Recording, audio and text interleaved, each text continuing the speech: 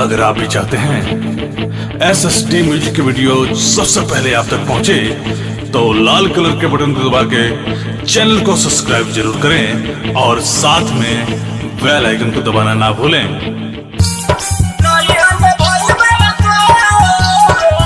Mix by Shanti recording studio Chandi Sthan Baghaye. Presented by SSD music. Mix by DJ Kanchan Raj Muzaffarpur.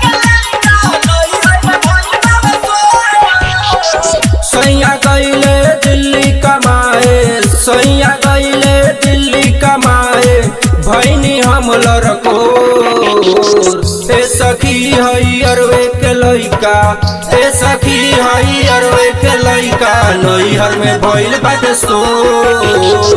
ए सखी हई अरवे के लइका, नैहर में भइल बाटे सो।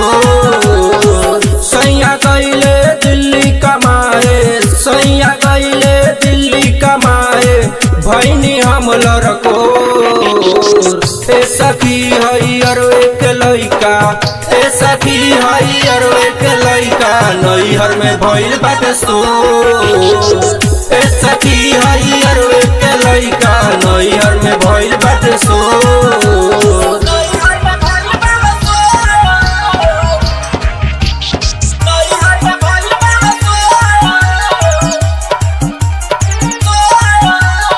Mix by DJ Kanchan Raj Muzaffarpur. ससुर में आके उ लागेला चढ़े, मना करे नी तो लागेला लड़े।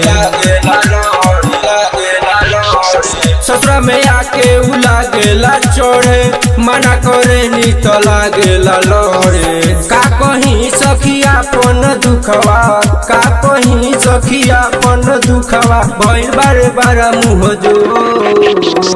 ए सखी हई अरवे के लइका, ए सखी हई अरवे के लइका, नैहर में भइल बाटे सो।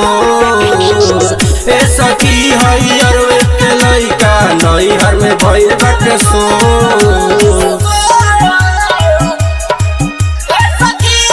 Mix by DJ Kanchan Raj Muzaffarpur.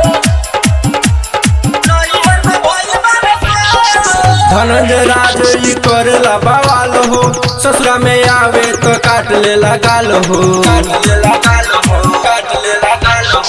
Dhananjay राज ई करेला बवाल हो, ससुरा में आवे तो काट लेला गाल हो। डीजे दीपक विज्ञान मतलबी, डीजे दीपक विज्ञान मतलबी, कैले बालो गोर। ए सखी हई अरवे के लइका, ए सखी हई अरवे के लइका, नैहर में भइल बाटे सो। ए सखी हई अरवे के लइका, नैहर में भइल बाटे सो। सैया गईले दिल्ली कमाए, सैया गईले दिल्ली कमाए, भैनी हम लड़को ए सखी हई अरवे के लइका, ए सखी हई अरवे के लइका, नैहर में भइल बाटे सो। ए सखी हई अरवे के लइका, नैहर में भइल बाटे सो। Mix by Shanti recording studio Chandi Sthan बघाए।